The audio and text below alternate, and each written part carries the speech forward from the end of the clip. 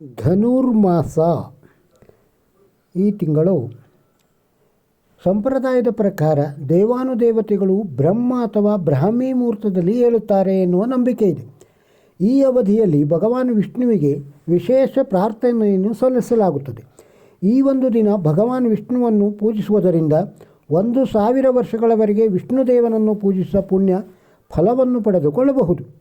ಧನುರ್ಮಾಸವನ್ನು ಧಾರ್ಮಿಕ ಸೇವೆಗಳಿಗೆ ಬಹಳ ವಿಶೇಷವಾದ ತಿಂಗಳು ಎಂದು ಪರಿಗಣಿಸಲಾಗಿದೆ. ಭಗವದ್ಗೀತೆಯಲ್ಲಿ ಭಗವಾನ್ ಕೃಷ್ಣನು ಧನುರ್ಮಾಸದ ಕುರಿತು ಹೀಗೆಂದು ಹೇಳಿದ್ದಾನೆ: ನಾನು ವರ್ಷದ ತಿಂಗಳುಗಳಲ್ಲಿ ಮಾರ್ಗಶೀರ ಮಾಸದಲ್ಲಿ, ಅಂದರೆ ಧನುರ್ಮಾಸದಲ್ಲಿ ಹೆಚ್ಚು ಪ್ರಕಟಗೊಳ್ಳುತ್ತೇನೆ. ಈ ಕಾರಣಕ್ಕಾಗಿ ಋಷಿಗಳು ಈ ಮಾಸವನ್ನು ಸಂಪೂರ್ಣವಾಗಿ ಭಕ್ತಿ ಚಟುವಟಿಕೆಗಳ ಮೇಲೆ ಕೇಂದ್ರೀಕರಿಸಲು ಮೀಸಲಿಟ್ಟಿದ್ದಾರೆ. ಸಂಪ್ರದಾಯದ ಪ್ರಕಾರ ಧನುರ್ಮಾಸದಲ್ಲಿ ದೇವರುಗಳು ಮುಂಜಾನೆ ಎದ್ದೇಳುತ್ತಾರೆ. ಅವರು ಬ್ರಹ್ಮ ಮುಹೂರ್ತದ ಮಂಗಳಕರ ಅವಧಿಯಲ್ಲಿ ಶ್ರೀ ಮಹಾವಿಷ್ಣುವಿಗೆ ವಿಶೇಷ ಪ್ರಾರ್ಥನೆಗಳನ್ನು ಸಲ್ಲಿಸುತ್ತಾರೆ. ಈ ಪುಣ್ಯಕಾಲದಲ್ಲಿ ಒಂದೇ ದಿನ ಭಗವಾನ್ ವಿಷ್ಣುವನ್ನು ಪೂಜಿಸುವುದರಿಂದ 1000 ವರ್ಷಗಳ ಕಾಲ ವಿಷ್ಣುವನ್ನು ಭಕ್ತಿಯಿಂದ ಪೂಜಿಸುವಂತೆ ಎಂದು ಹೇಳಲಾಗಿದೆ. ಧನುರ್ಮಾಸದ ಮಹತ್ವ. ಧನುರ್ಮಾಸ ಎನ್ನುವುದು 2 ಪದಗಳ ಸಂಯೋಜನೆಯಾಗಿದೆ. ಧನು ಇದು ಸೂರ್ಯನ ರಾಶಿ. ಧನು ಮತ್ತು ಮಾಸ ಎಂದರೆ ತಿಂಗಳು. ಸೂರ್ಯನು ಧನುರಾಶಿಯನ್ನು ಪ್ರವೇಶಿಸುವ ಮತ್ತು ಅವನೊಂದಿಗೆ ಇರುವ ಮಾಸವನ್ನು ಧನುರ್ಮಾಸ ಎಂದು ಪರಿಗಣಿಸಲಾಗುತ್ತದೆ. ಭಾರತೀಯ ಜ್ಯೋತಿಷ್ಯ ಶಾಸ್ತ್ರದ ಪ್ರಕಾರ ಸೂರ್ಯನು ಪ್ರತಿ ತಿಂಗಳು ಒಂದೊಂದು ರಾಶಿ ಚಿಹ್ನೆಯಲ್ಲಿರುತ್ತಾನೆ.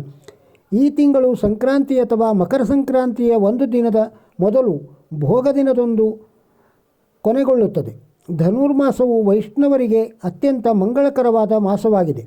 ಧನುರ್ಮಾಸವು 30 ದಿನಗಳವರೆಗೆ ಇರುತ್ತದೆ ಮತ್ತು ಎಲ್ಲ 30 ದಿನಗಳು ವೈಷ್ಣವರಿಗೆ ಅತ್ಯಂತ ಪವಿತ್ರವಾದ ಮಾಸವಾಗಿದೆ.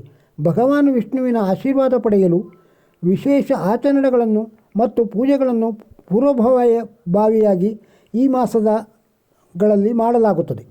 ಧನುರ್ಮಾಸಕ ಸೇವೆ ಪವಿತ್ರ ಮತ್ತು ಮಂಗಳಕರ. ಬ್ರಹ್ಮ ಮುಹೂರ್ತದ ಸಮಯದಲ್ಲಿ ಅಥವಾ ಮುಂಜಾನೆ ಸೂರ್ಯೋದಯಕ್ಕೆ ಮುಂಚಿತವಾಗಿ ದೇವರಿಗೆ ಸಲ್ಲಿಸುವ ಯಾವುದೇ ಪ್ರಾರ್ಥನೆಯು ನಿಮಗೆ ಹೆಚ್ಚಿನ ಪುಣ್ಯವನ್ನು ನೀಡುತ್ತದೆ ಎಂಬುದು ಹಿಂದೂ ಸಂಪ್ರದಾಯದ ನಂಬಿಕೆಯಾಗಿದೆ. ಈ ಸಮಯವನ್ನು ಬ್ರಹ್ಮ ಮುಹೂರ್ತ ಎಂದು ಕರೆಯಲಾಗುತ್ತದೆ. ಈ ಸಮಯವು ಭಕ್ತನಿಗೆ ತನ್ನ ಭಕ್ತಿಯನ್ನು ದೇವರ ಮೇಲೆ ಕೇಂದ್ರೀಕರಿಸಲು ಮತ್ತು ಭಗವಂತನಿಗೆ ಹತ್ತಿರವಾಗಲು ಸಹಾಯ ಮಾಡುತ್ತದೆ. ದೇವರಿಗೆ ವರ್ಷದ 6 ತಿಂಗಳುಗಳು ಹಗಲು ಉತ್ತರಾಯಣ ಮತ್ತು ಇನ್ನೊಂದು 6 ತಿಂಗಳುಗಳನ್ನು ರಾತ್ರಿ ದಕ್ಷಿಣಾಯಣ ಎಂದು ಪರಿಗಣಿಸಲಾಗುತ್ತದೆ.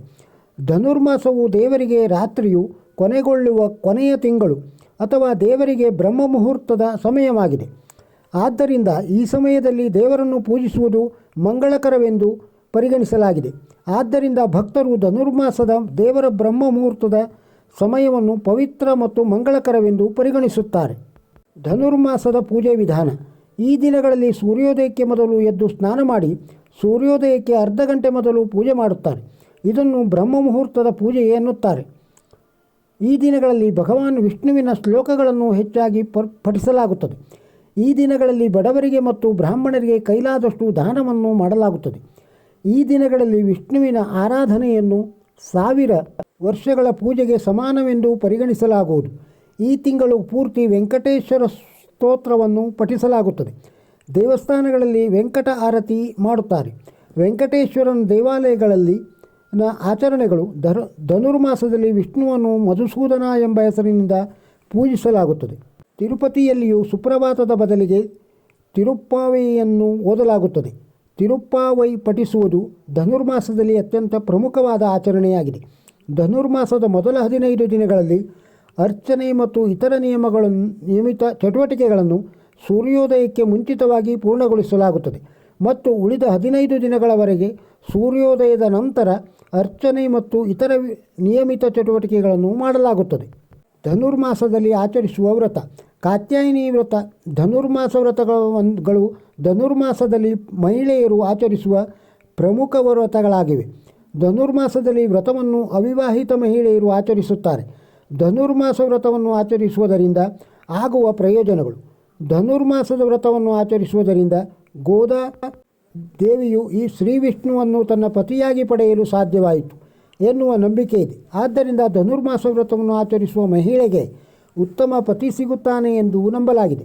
ಧನುರ್ಮಾಸದಲ್ಲಿ ಭಗವಾನ್ ವಿಷ್ಣುವನ್ನು ಅತ್ಯಂತ ಭಕ್ತಿಭಾವದಿಂದ ಪೂಜಿಸಲಾಗುತ್ತದೆ. ಧನುರ್ಮಾಸದಲ್ಲಿ ಉತ್ತಮ ಪತಿಗಾಗಿ ಗೋದಾದೇವಿಯನ್ನು ಪೂಜಿಸುವುದು ಕೂಡ ಪ್ರಯೋಜನಕಾರಿಯಾಗಿದೆ. ಓಂ ನಮೋ ಭಗವತೆ ವಾಸುದೇವಾಯ. ಕೃಷ್ಣ ಕೃಷ್ಣ ಕೃಷ್ಣ. ಧನುರ್ಮಾಸದ ಈ ಮಾಹಿತಿ ನಿಮಗೆ ಇಷ್ಟವಾಗಿದ್ದರೆ ಒಂದು ಲೈಕ್ ಕೊಡಿ. ಇದನ್ನು ಇತರರಿಗೂ ಶೇರ್ ಮಾಡಿ. ನಮ್ಮ ಚಾನಲ್ಗೆ ಇನ್ನೂ ಸಬ್ಸ್ಕ್ರೈಬ್ ಆಗದೇ ಇದ್ದರೆ ಸಬ್ಸ್ಕ್ರೈಬ್ ಆಗಿ. ನಮಸ್ಕಾರ.